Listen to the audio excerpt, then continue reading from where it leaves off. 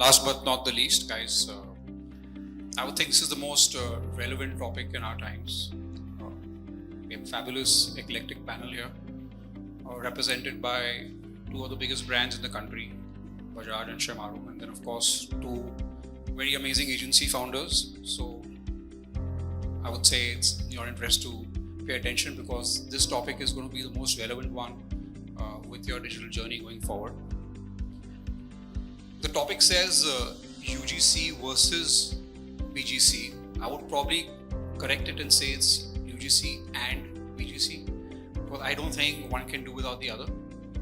They're two sides of the coin, and in today's world, I think what's going to unravel in today's conversation is how do you work on both of this together? How do you synergize? What stands out? What could help one over the other? That's exactly what we're going to do today. I'd probably like the panel introduce themselves, and we can take it from there. Good evening, everyone. I'm Priyanka Shah. I head digital marketing for Bajaj Auto. At Bajaj Auto, I'm basically handling all brands, which include Pulsar, Chetak, Triumph, KTM, and the commercial vehicles, and our very beloved auto rickshaws. That's me.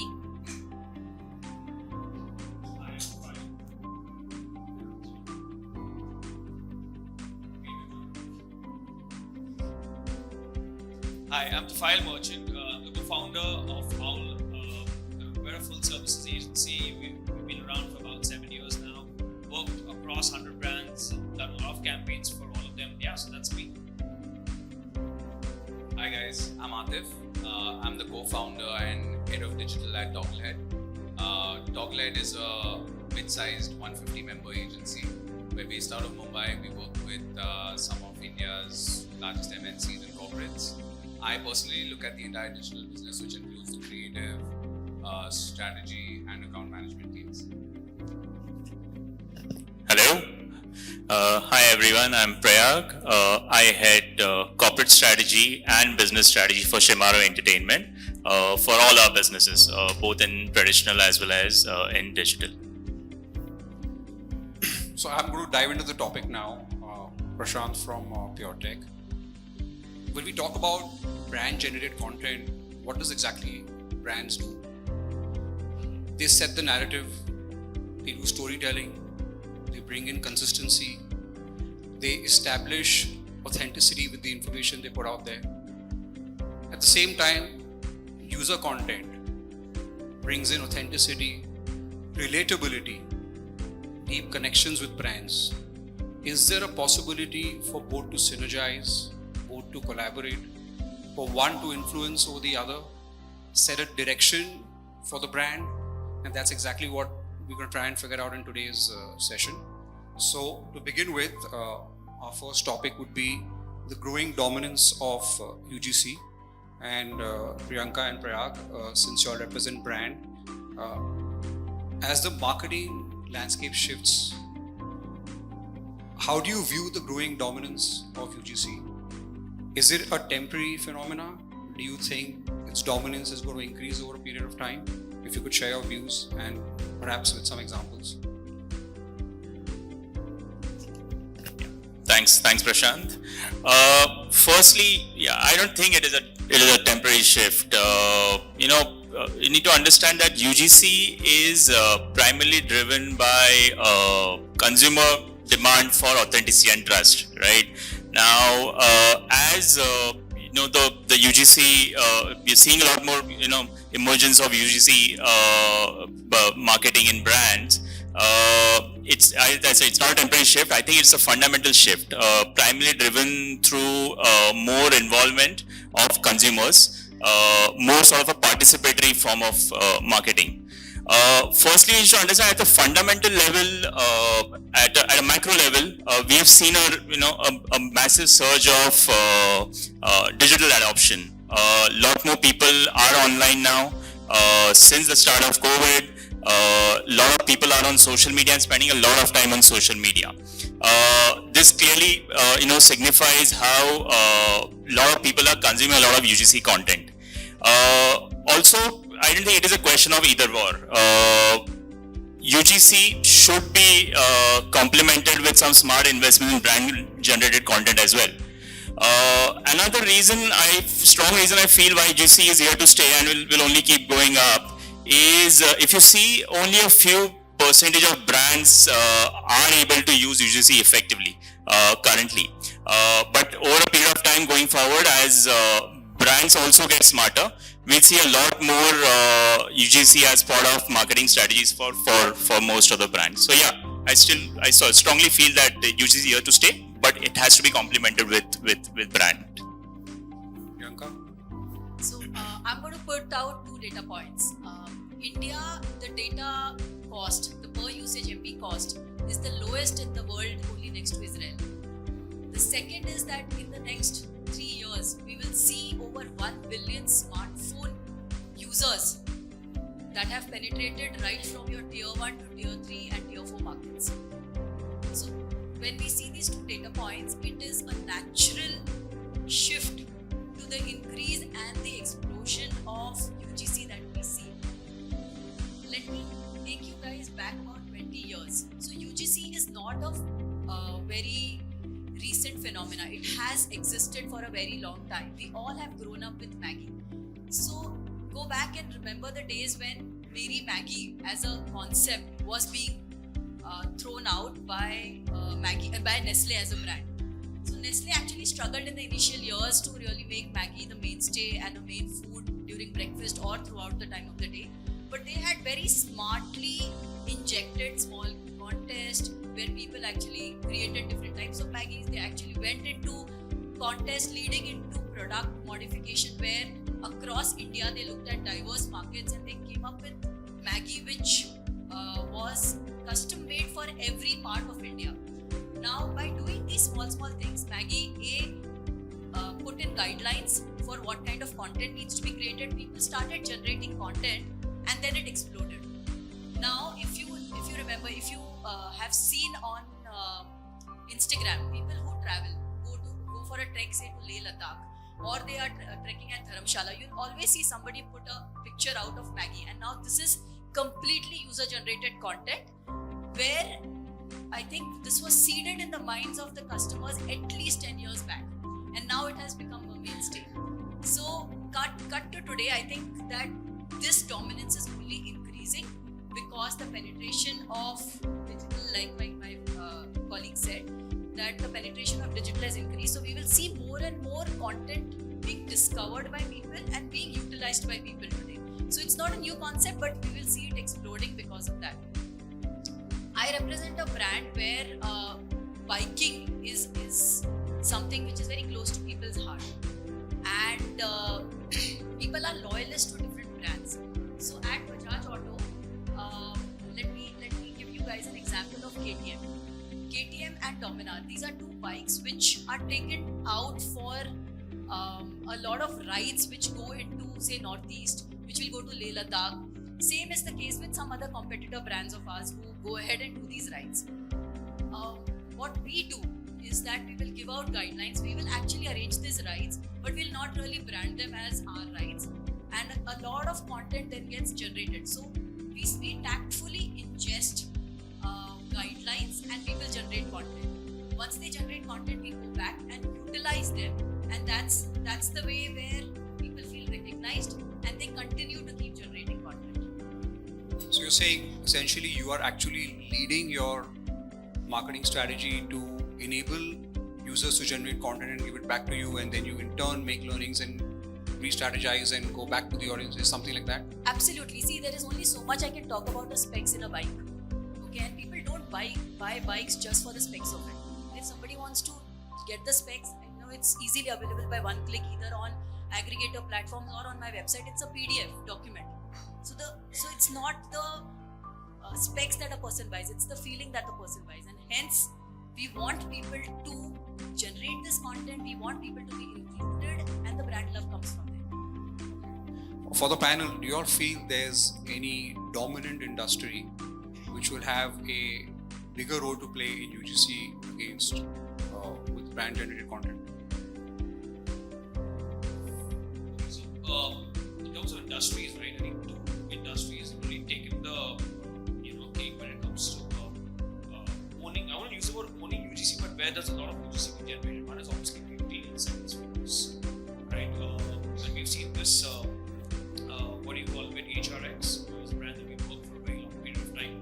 The thing with fitness is, right, that fitness enthusiasts love a challenge, right? If you give them a challenge, they're obviously willing to sort of, take on that challenge. And when we did this campaign, which is called the HRX Hero Challenge, where we said, you know what, we were going to incentivize users, right, and the entire community that we built with HRX to say that if you are able to sort of create a video, right, which obviously Ritik shot in a certain way, and if you can sort of copy that video in the best possible way, and we love it, if we love it, we'll fly you down and we will make sure that you start in the next campaign with Ritik, so you actually become the brand ambassador for HRX. And it generated a huge amount of entries. We had more than about 5 million organic views, for all of those, all of that content which was generated. And that's essentially what happens, right? So fitness and beauty, are the two biggest industries that will continue to see a lot of user-generated content. Yeah, and sorry, just to add to what Tufel said, beauty, for example, right? Like an industry which heavily relies on people's opinions for you to make that purchase. It's technically intangible from a digital platform, yet digital is like the biggest revenue driver for most of the beauty brands. We work with quite a few of them. One example is Nykaa's micro-influencer program, right? It's technically branded as a UGC program, but you will see brands like this sending out products consistently to a large number of people, FOC, free of charge, every month, as long as they consistently create content for the brand. So what you're doing ideally is you're creating a guideline, a mechanism, a streamlined process for consistent content to be generated, created for the brand. Yes, sometimes you set guidelines like Priyanka mentioned, and you get the content you like, and sometimes you don't, but it's definitely creating a chain reaction for people like you and me who probably are not influencers but see content like this, absorb it, and then create content which is real and authentic for the brands. So Tofal, you're basically saying you actually used UGC in such a deep manner which actually established HRX to become a celebrity brand into a fitness brand? Yeah, I think initially when we started working with HRX, it was a I Love You Ritik Sir brand, right? And the idea was to actually painfully build that community. Now, community building is a very bastardized term, right? It takes a lot of time, energy, really getting into responding to all of those queries and DMs and doing it on a day-on-day basis and sort of really going out there and working with all of these individuals to build out that community. So if I'm creating the HRX running club or the calisthenics club, it means going out there and doing that. I think one of the most important things that we did was incentivizing the community effectively to a point where HRX became a self-sustaining mechanism of constant content creation. So it seems like there's infinite content being created for the brand, but essentially what we were doing was just spiking the community to create that content for us. And again, like I said, fitness, everybody wants to look vain today. Everyone's looking at becoming a better version of themselves, right? So it just takes a little to be able to spark that community, and then you create all of that content. But it meant that it took those years, initial 2 to 3 years, to turn it into a community-driven brand to be able to generate the kind of content that we're looking at, right? So that's essentially, one of the biggest case studies when it comes to UGC and a brand like HRX. Thanks, guys. Since we're talking about beauty, we spoke about fitness, we have auto entertainment here, brings into a very interesting point on influencer marketing. As you know, that's the most relevant marketing ecosystem today existing, which I think all businesses have to somewhere embrace. What do you all feel is the mix or the deciphering between user-generated content and influencer-led content? How do you decipher between the two? And increasingly, as we know, influencers are setting the narrative for brands.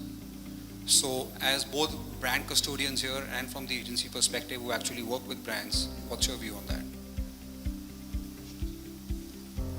I think it comes back to what everyone's been saying on this panel, right? Authenticity and originality, right?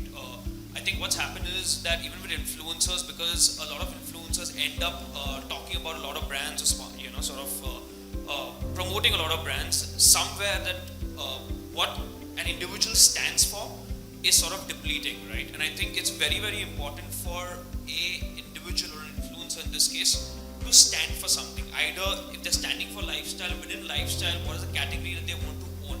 Because if I try to sort of spread myself too thin, right, I am just another, individual on the platform with probably a couple of, 100,000 or million followers, but I'm not really standing for something, right? And that's essentially what individuals and influencers need to do today.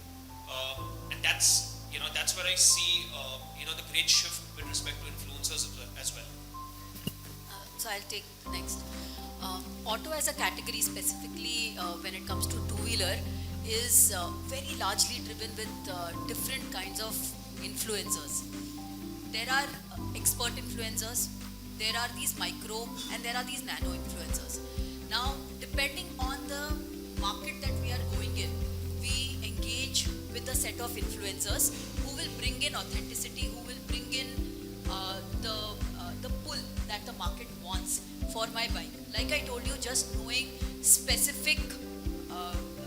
specifications about a bike is a very easy thing to have, but what is the feel around it? What does the bike actually do? At the launch, when they actually review the bike, they go on a ride, how does it feel?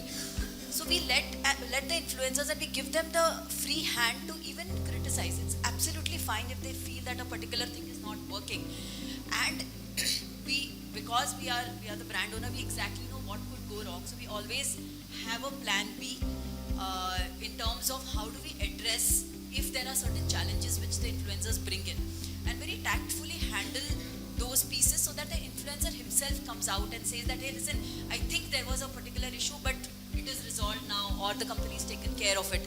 Now, when we do these particular things, people don't look at influencers. The larger influencers, people say, yeah, ji, inko to paisa mila, and that's why they're doing something.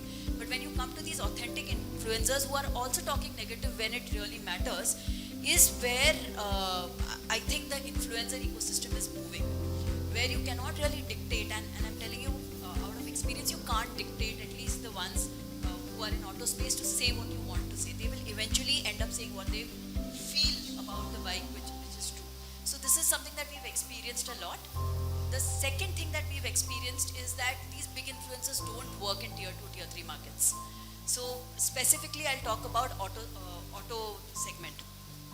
When we are trying to go into a market, and right now we are launching the electric auto, if I have a bigger celebrity or somebody talking about it, or celebrity say for that particular nature, it's not going to work. I have to go down to the mechanics or the daily people whom they interact with to bring in the authenticity for the brand. That is when this bringing in influencer as a strategy into my whole marketing mix works for us. Yeah, thanks, Pring. I have a point to sort of add to what you said here. While it is important to separate influencer and UGC, we have seen enough case studies of how influencers have played a pivotal role in driving the entire UGC piece for a few brands. Example, I don't know if you guys are familiar with this campaign that Coke India had ran called Open Up with Coke. Now what they did is, while they engaged with an influencer named Bhuvan Bam, who of course created content around this, of course the objective was how could I share a Coke with my family and friends. I need to share those moments. So Bhuvan Bam did it, of course, but what he also did is he made his followers create those moments with their friends and family and post it using the same hashtag. While of course there is a question mark with influencer in terms of the authenticity, but the fact that he got all his followers also to post that experience added a lot of credibility to that. Similar thing KFC India also did. I think Ranveer Alawadi is the one that they sort of got on board when they had launched a fresh menu along with another beverage brand, where Ranveer, for example, again he did the similar thing. He asked his followers to post their moments of trying out that new menu along with the beverage and post it with the same hashtag. So yeah, so while both can coexist, and some of the smarter brands have been able to tap into that. Great. I'm just going to take a quick Sure. example of what we've been doing. we have an electric two-wheeler called Chetak. So, and Chetak has existed for a number of years as our age-old Chetak scooter, which our parents used to use. We wanted to bring in the authenticity and the nostalgia of what our parents were using, and today's trying to get into the tech space and trying to get into the Gen Z space of using the electric two-wheeler. That's when we ran this campaign, and we initiated this campaign like many other brands that you mentioned with an influencer who spoke and brought her father and his father into the campaign, and they gave out a message and asked other people to do it, and then we ran a contest around it. So again, going back to the way we approach UGC is where we give people a structure, a guardrail, and then allow people to go wild with their thoughts. So that's what we had done for Chetak. Okay. Interesting case studies, and just seeing the interest of time, I think two very important points to take up. One is the whole regional market adaptation. India being such a diverse market, Atif, if you could talk about how should brands adapt UGC and BGC strategies for India's diverse regional markets, and Sure. Is it a different ideal mix for regional versus national campaigns? 100%. So I think you need to also study the structure of your brands. Like as agency founders, we work with some brands who actually work with just one page, right? A brand page, which is somewhat national or global. If you are creating regional content, after a point, your existing fan base may feel a little alienated, may feel like they can't relate to that content because of either seeing content in different languages or things which don't really appeal to them in terms of cultural significances as well. So what ideally most brands have now incorporated, right? Like what we actually push for to our accounts is your national campaign should rest on your global account pages or your national pages, right? And those usually constitute languages like simple English, Hindi, which appeals to a larger, section of the country. Every time we actually go deeper into regional, we either build a new page and actually drive most of our, strategic, localized content over there. And those could be certain products which actually stand out to that audience specifically. India is a diverse country. We've got multiple languages, hundreds of different cultures. If you look at the South, for example, right? You can't just classify the South as South India. It's multiple, it's at least 6 different regions, different languages, different cultures. So what we've started doing actually from a brand generated content perspective, we have an FMCG brand, I can't name it, but we work with them and we've been creating at least 6 to 7 large high impact national campaigns for which we used to take that content and push it out down in the South also. It wasn't as effective as the regular Hindi belt. What we started doing in the last 1 year, we shot the same script in a new language with different actors. Small cultural differences in that content actually made a massive impact.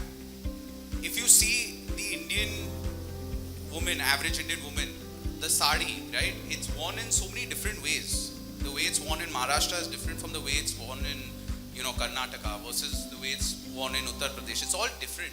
So those small nuances were actually taken into consideration and shot, and it's actually had a massive positive impact for the brand. These things matter a lot. When we see an average ratio, right? If you're running a national campaign on your national page, UGC, which is user generated content or influencer marketing, could be a part of that as well. We have a ratio of 3:1. So approximately 2 to 3 brand related content pieces mixed with one, influencer or user generated content. When it's regional, there's a lot more heavy reliance on the regional user generated content that we create. So close to 7 to 8 content pieces which are regional specific versus just one brand generated content. So when you go regional, it's more user generated and less brand, but when you're 100%. national, it's more brand and less 100%. user. And you're saying at a national level, set the guardrails, run global pages, but when it's regional, you create regional level pages on social handles and you work on very, very specific cultural nuances. Correct. Is that a fair summary of this? 100%. Anything the brand team would like to add, since both of you run national level brands and you probably work nationally and regionally in a very big way? So I second what he's saying, specifically both when it comes to content generation or running ROI driven campaigns. If you're talking to people in their language, they will relate to you much more.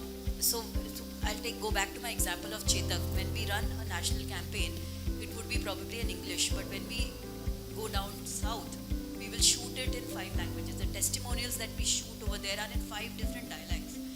When we go to the northeast, or if we go ahead and do Maharashtra, in Maharashtra itself, I would do Marathi, I would do Hindi, because I know that Maharashtra is a mix. So I would go ahead and pick the language and the region where I'm actually advertising. And just to add to what Priyanka is saying, it actually requires a reshoot, not just a dubbing.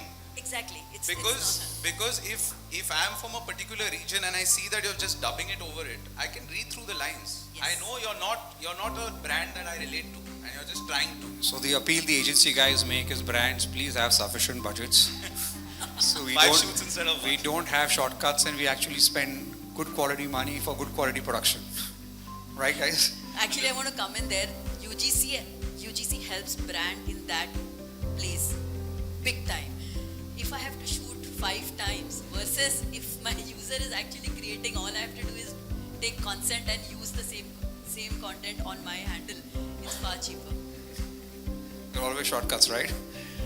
There are always smarter ways. Okay. We'll obviously say what we say, and from the client side, obviously you have your point of view on that. I'll move to a very, very most critical topic we all keep hearing about every day, which is to do with AI. So AI in the world of UGC. Guys, if you can throw some light on how do you see curation, especially in the age of AI, working in the case of user content, and do you think it has a very critical role which works in the interest of the brand, or it doesn't work in the interest of the brand? I think certainly it does, right? I think we've been listening to a lot of conversations about AI. I think time's up, so I'll quickly conclude this. But if you think about the use cases, right, there's so much of content out there, right? And there's a lot of content about your brand. What will AI allow you to do? It will allow you to sift through all of that content, find trends, find what's working, what's not working, allow you to learn from that, and actually then figure out what is the message that you want to put out there as a brand, right? And then again, spark that UGC that you're looking at sparking. So in case you've got a lot of user-generated content which is not really playing positively towards your brand, right? And you've got some pieces of content which is working, right? It allows you to go back and say, hey, what's wrong, right? We've been focusing on the wrong kind of emotional benefit that the brand is sort of putting out, right? And do we shift gears? Do we change the narrative, right? Is it working in a particular region, not working in a particular region? So AI is going to really help in understanding how do you want to spark the kind of content that users are going to create, right, for you. Because eventually, and I'll put this as an ending statement also, I think as brands, we need to become a part of culture. Brands need to figure out how to become a part of culture which will eventually get users to generate content, right? And if you've seen that across brands, I don't know how many of you all know the Stanley water bottle. It suddenly became a sensation. Everybody wanted a Stanley bottle. That bottle cost $1,000 apparently, or maybe more. And suddenly people wanted to sort of hold that. Why? Because they imbibed themselves in culture, right? There was another brand which was launched, it was a energy drink which has been making the rounds. I keep forgetting his name. Prime. Exactly, right? So, there's so many such examples that have been able to sort of create. They don't need to spark user-generated content. It just happens. Why? Because they've been able to become relevant with culture, and they've been able to create a culture around the brand, right? That's essentially what brands need to do from a UGC and a branded content POV.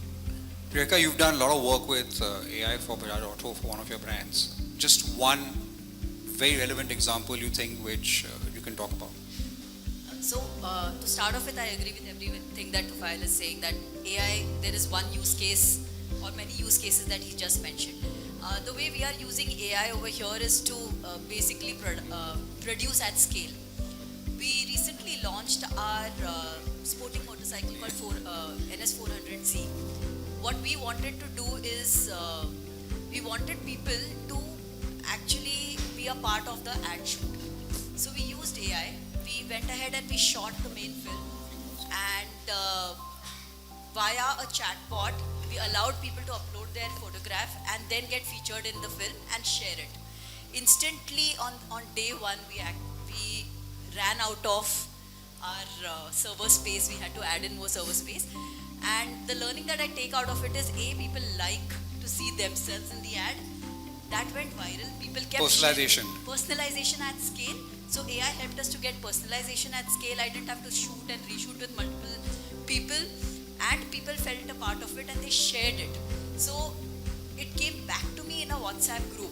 And that's one last thing which I want to leave back with people is that in today's day and age, while we are talking of UGC content, people have access to mobile phone. Not everything gets shared on Instagram or Facebook or YouTube. It is also getting shared on WhatsApp. And the day your own brand content comes back to you on WhatsApp is the day you are really successful. And I've seen that success at least with NS400. Nice. Anything, Arthur, if you'd like to add on AI? No, just like as Priyanka mentioned, WhatsApp has a massive channel. There are also channels like ShareChat and Moj, which are like really like underrated, I would say. One example was like 5-6 years ago, I realized the true like power of these platforms. That's where the real India is. Like we launched Vasmol on Vasmol, the Keshkala brand. We launched it on ShareChat, and organically in a month we grew like 10,000 followers without any paid or influencer work. And like in today's day and age, which platform gives you that? Right? Like Facebook, Instagram, you got to pump in money, even LinkedIn for that matter, right? So Yeah, so part of your mix has to be the homegrown communication channels too, and not just get lost. a certain product set rather than your entire. Do we have time for closing statements or any Q&A? Any closing statements you... No? Okay. Okay. Anything, Prayag, you'd like to... No, I think as a closing statement, I would like to reiterate what I said at the beginning, right? The adoption of digital, the adoption of social media is going to go up. It's already a huge number. We've seen that growth in the last few years. So from a brand standpoint, especially those that are targeting Gen Zs and millennials, UGC has to be a very, very critical component of your overall marketing plans, while flanked by brand. But yeah, I think most of our brands, especially the D2C brands, which are primarily online, most of our touch points are on with the consumers are online. I think UGC marketing is going to be very important for these brands going forward. Great.